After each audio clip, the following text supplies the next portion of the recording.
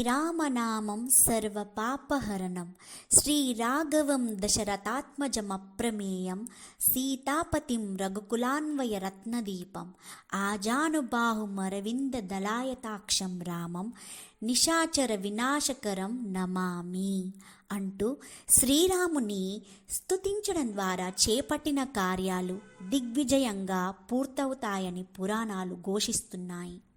ఈ నామాన్ని ఉచ్చరించడం వల్లే జన్మతః కిరాతకుడై ఓ బోయవాడు వాల్మీకి మహర్షిగా అవతరించి గొప్ప కావ్యాన్ని రాసేంత స్థాయికి చేరుకోగలిగాడు. ఒకనాడు కిరాతకుడైన బోయవాడిని చూసిన నారదుడు, నీవు చేస్తున్న ఈ పాపకార్యంలో నీ భార్య బిడ్డలకు భాగస్వామ్యం ఉంటుందా లేదో తెలుసుకొని రా అని అన్నాడు.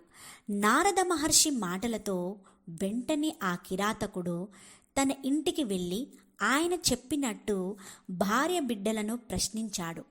దానికి వాళ్ళు, గృహస్థుడిగా మమ్మల్ని పెంచి పోషించే బాధ్యత నీది, నువ్వు చేసే పుణ్యకార్యాలలో భాగం పాలు పంచుకుంటామే కానీ నీ పాపాలతో నీ పాప కార్యాల్లో మాకు ఎలాంటి సంబంధం లేదని నిష్కర్షగా వెల్లడించారు.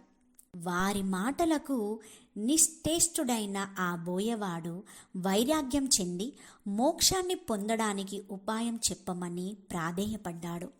కిరాతకుడి విన్నపం మేరకు రామ రామ రామ అనే తారక మంత్రాన్ని అతడి చెవిలో నారదుడు ఉపదేశించాడు. చివరకు నోరు తిరగకపోయినా శరీరంపై పుట్టలు మొలిచిన మర అంటూనే ఆ తారక మంత్రాన్ని వీడలేదు. బ్రహ్మ అనుగ్రహంతో వాల్మీకం నుంచి పునర్జీవం పొంది వాల్మీకి మహర్షిగా జ్ఞాన సంపదను ఈ తారక మంత్రంతో పొందాడు.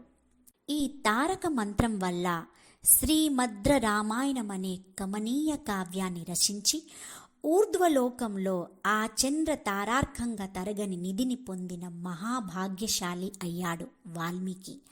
అలాంటి రామాయణం ఎంతో ఆదర్శవంతమైంది. అందులోని మూర్తీభవించిన సీతారామచంద్రమూర్తి ఎప్పటికీ ఆదర్శ పురుషుడు. తండ్రి మాటని జవదాటని కుమారుడిగా, సోదరులను అభిమానించి అన్నగా, భార్య ప్రేమ కోసం పరితపించిన భర్తగాను, ప్రజావాక్కు పరిపాలకుడిగాను అప్పటికీ ఇప్పటికీ శ్రీరాముడు ఆదర్శ పురుషుడే, ఆదర్శప్రాయుడే. జై శ్రీరామ్. శ్రీరామ